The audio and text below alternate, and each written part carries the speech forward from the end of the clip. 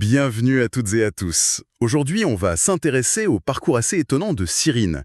Elle a 20 ans, elle est étudiante en management du sport et pendant ses vacances en Tunisie, elle a découvert le stott Pilates. Oui, une découverte un peu inattendue, on peut dire. Tout à fait.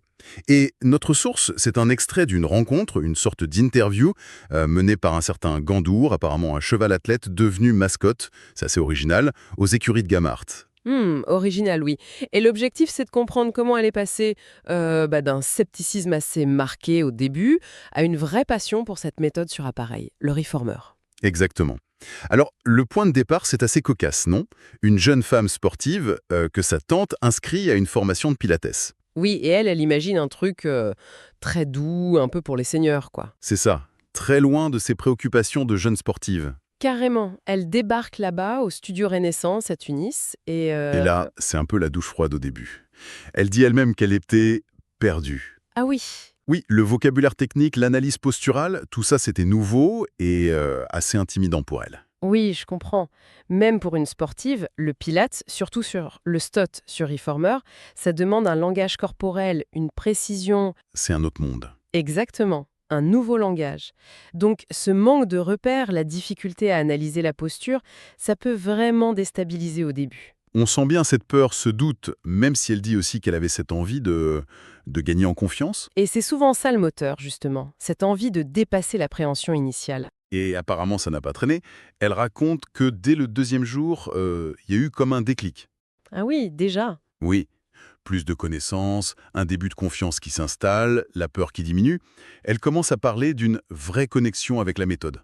C'est intéressant. Et elle commence déjà à identifier des points précis. Oui, elle mentionne sa posture neutre, par exemple, un point clé sur lequel elle devait travailler. D'accord. Ça montre qu'elle commence déjà à intégrer la méthode de manière analytique, tu vois. C'est plus juste faire les mouvements. C'est ça, elle comprend le pourquoi du comment. Tout à fait. C'est typique d'une bonne formation structurée comme le stott Pilates. Une fois que les bases sont comprises, la progression peut être assez rapide. Et alors, à la fin de la formation, la transformation est assez radicale. C'est-à-dire. Fini le trac, la honte, la peur. Elle dit qu'elle est confiante, qu'elle maîtrise le vocabulaire. Et surtout, son regard sur la pratique a changé. Mhm. Elle comprend l'importance des types de contractions, les nuances dans la respiration, selon si on est débutant ou intermédiaire. Ah oui, ça c'est fondamental. La technique devient un outil pour le ressenti. Exactement. Et elle réalise que c'est cette maîtrise qui amène au plaisir, à ce qu'elle appelle son kiff. Le fameux kiff. Oui. Et ça lui donne envie de partager. Elle dit même tout le monde devrait essayer le pilote. C'est classique ça. Quand on vit une transformation personnelle comme ça, l'envie de transmettre, d'enseigner, elle naît souvent de là. On sort du comment faire pour aller vers le ressentir. L'effort devient plus fluide, plus gratifiant. Et il y a aussi la dynamique de groupe. Elle était la plus jeune, 20 ans, mais l'intervieweur, Gandour, note son énergie solaire, sa bonne humeur, qui ont eu un impact positif, Oui, ça joue beaucoup dans une formation. tout en restant sérieuse, hein. Et puis, il y a cette anecdote du cours d'endurance. Ah oui, raconte. Un cours intense, avec des planches, des abdos. Elle dit que ça l'a tuée, Ah ah. mais qu'elle était ravie. Ah oui, Elle ajoute « mais c'est ça que j'adore ». Ça casse complètement l'image qu'elle avait au départ. mais c'est une anecdote clé ça. Ça montre bien que le pilate, ce n'est pas juste du stretching tranquille. On peut travailler l'endurance, on peut transpirer. Intensément même. Oui, intensément, mais intelligemment. C'est ça la nuance importante. En respectant les principes, son corps, c'est un effort qui est exigeant, mais toujours conscient, contrôlé. Donc, sa vision a complètement basculé. Du stretching pépère à une méthode hyper précise, hyper exigeante. Et intense physiquement. C'est ça.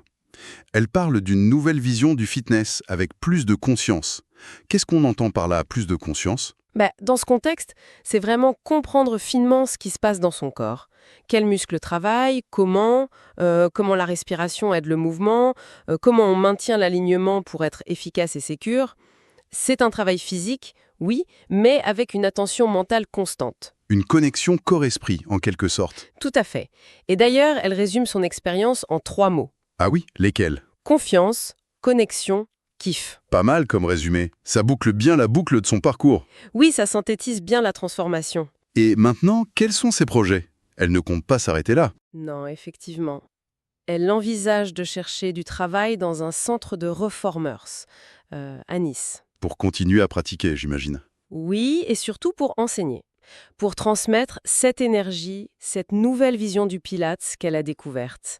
Un mélange de sueur, de travail, mais aussi de cette fameuse conscience corporelle. C'est une belle évolution? C'est une suite logique, en fait. Transmettre non seulement la technique, mais aussi l'état d'esprit, l'énergie. C'est une belle alliance de dynamisme et de profondeur qu'elle semble avoir trouvée.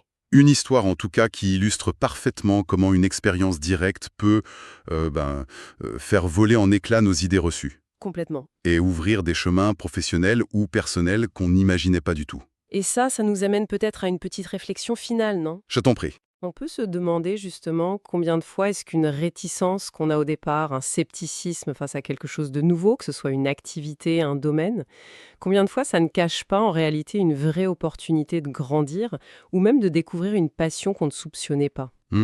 C'est une excellente question. Ça invite un peu à interroger nos propres a priori, nos propres barrières peut-être.